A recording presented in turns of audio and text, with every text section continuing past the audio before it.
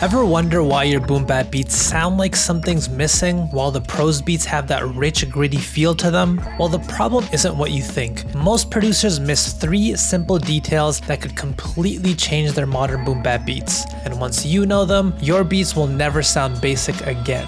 My name is Navi D. I've produced for platinum artists. My own beats have gotten millions of streams. And today I'm pulling back the curtain and showing you what really makes today's boom bap work. And no, I'm not going to tell you to slightly move your hi-hats. We're going way deeper than that. So let's start with key number 1. The biggest mistake that producers make is with their shading. Now, what does this mean? Well, think about it like this. I'm going to put up 2 pictures on the screen. One of them is a famous painting and the other is my recreation. See if you can tell which one's which. Now, this might surprise you, but the one on the right is actually mine. So what is the major difference between these 2 pictures? Well, look how many shades of colors are in the real picture. This creates so much more depth and richness. Whereas mine, I only stuck to using a few basic colors and the results, not so good. So you might be wondering, how does this relate to your beats? Well, let me show you this by breaking down the beat for Mama's Prime Time by Westside Gunn. I had to pull my paintbrush out to move a muscle, came from Booth Bundle, spit in your face, but I'm super humble. Now, when we take a look at the drums, we can see this exact shading idea. This is the first hi-hat here, which sounds different than this hi-hat. And both of these hi-hats sound different than this third hi-hat. You can hear these hi-hats have different shades to them. You can also hear there are snares with different shades too. And even just visually, you can see these kicks are different from one another as well. And this is the mistake with how many producers approach their drums. They use one hi-hat, one snare, one kick, and then they're surprised their beats sound basic.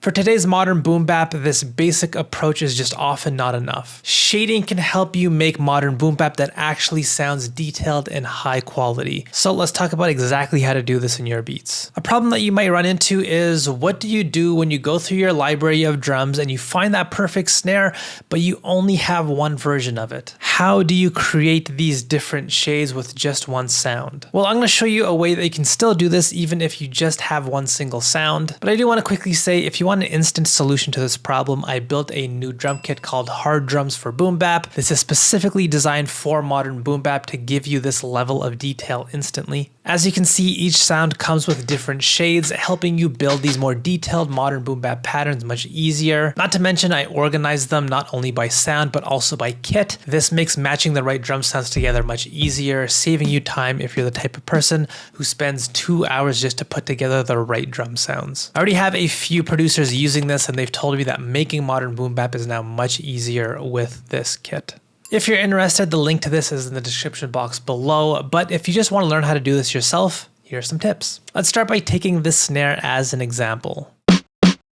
To create different shades that fit with your current sound but are different enough to bring that level of detail, here's what you can do. First, clone the sound. Then turn on normalization for both sounds. So at this point, we basically have 2 identical snares still.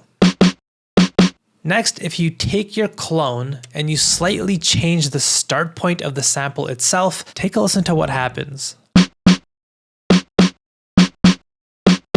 The tone and texture begins to sound slightly different, but it still feels somewhat similar enough to our original snare. Now I want to point out you can do this with your hi-hats, your kicks, any sound really. From here, playing with the envelope can further help you change your sound. For example, slightly turning up the attack will remove that initial punch from the beginning of your sound, and this can help you make that perfect ghost kick or ghost snare.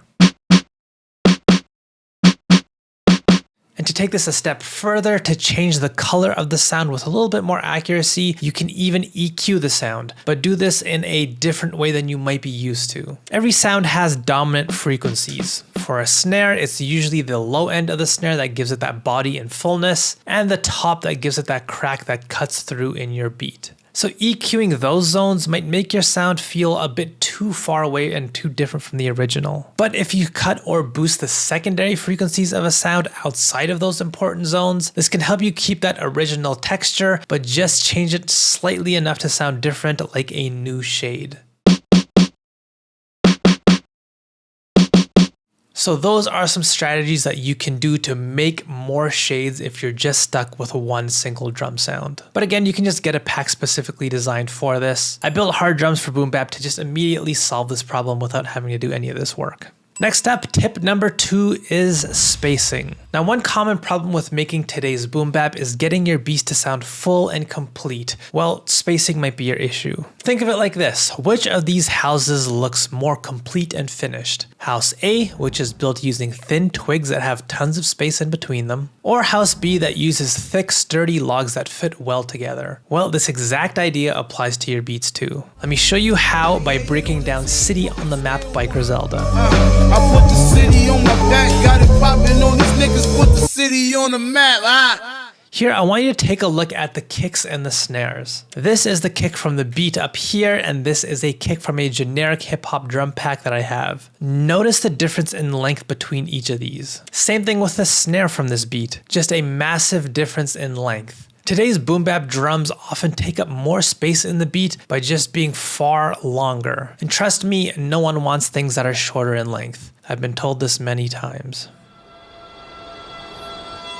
So how do you do this? Well, most people will just tell you to simply layer, but this advice, it just really isn't all that helpful because most producers just pile sounds on top of each other with no real strategy, just hoping this somehow results in a better sounding drum. So here's what I've found works well. Break down your kicks or your snares into 2 pieces, the utility piece and the color piece, and find layers for each one of these. So let me show you how this works. The first step is utility. This is where you're gonna find a snare that does the job of what a snare should do in the beat, which is to cut through in the beat and hit hard. Here, the shorter, the better. But even if you can't find a snare that hits hard like this, you can create this by using tools like saturators, distorters, and compressors. Personally, I just use presets on free plugins all the time to do this. For example, Camel Crusher is a great one. This is a free tool, and the Subtle Master preset with the mechanical distortion turned up just a bit can really bring a great punch to your drums.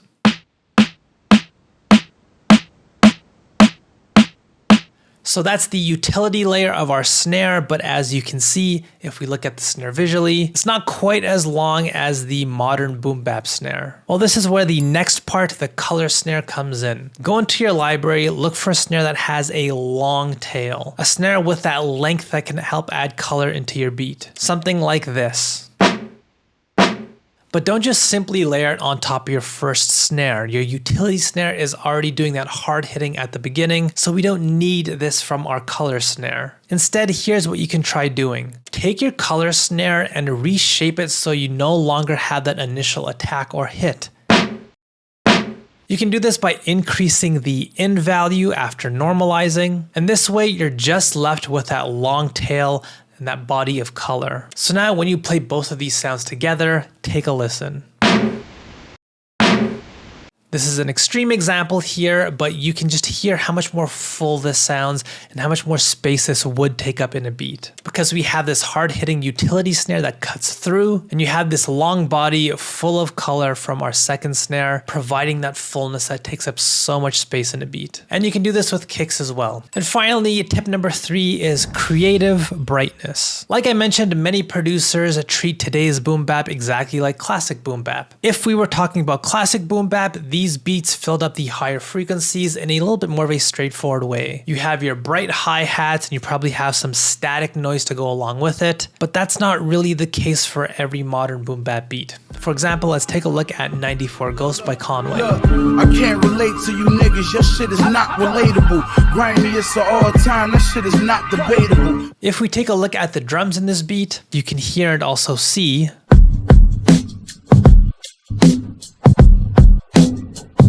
the hi-hats aren't all that bright or dominant in the beat. This is how a lot of today's boom bap beats work, where the hi-hats are much more secondary, and instead many of the beat's higher frequencies are filled in just a little bit more creative ways. In this beat, it's the instrumentation. Here, this fast-moving piano is helping fill up those higher frequencies in the beat. But that's not the only approach. You can also instead use a topper as a creative way of filling up the high end. This is yet another approach you hear. For example, let's break down Elderberry by Black Milk. Ghost, Paranormal activities. Niggas stay scared, play dead like chivalry. So once again, same thing's happening here. The hi-hats are just not dominant in this beat either.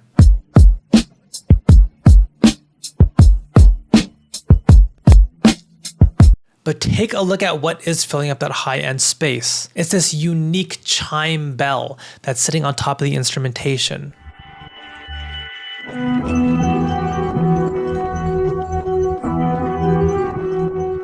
And this can be a great way to not only get your beat to sound complete and fill up all those frequencies, but it can also bring a lot of personality and character into the beat as well. For example, let's make a beat using this creative brightness approach. But instead of immediately jumping to building the chords, which is where most people start, I'm going to start by using a topper like this.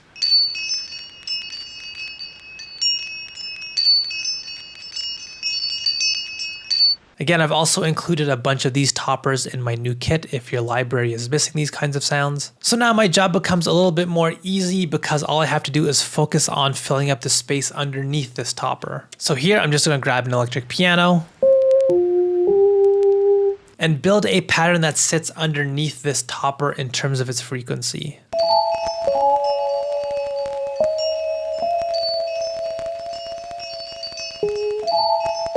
And then I'll even go lower in frequency and fill up this next frequency pocket right below it with this guitar.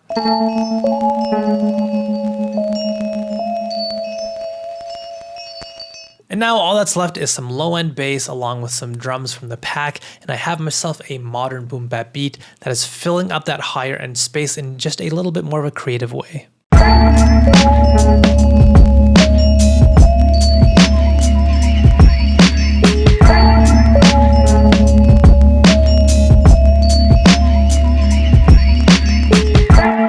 So again, if you just want an instant solution to everything that I talked about in this video, check out my new drum kit, Hard Drums for Boom Bap. But if you're not interested, I still hope you learned something. If you did, like and subscribe. And other than that, I'll see you next week.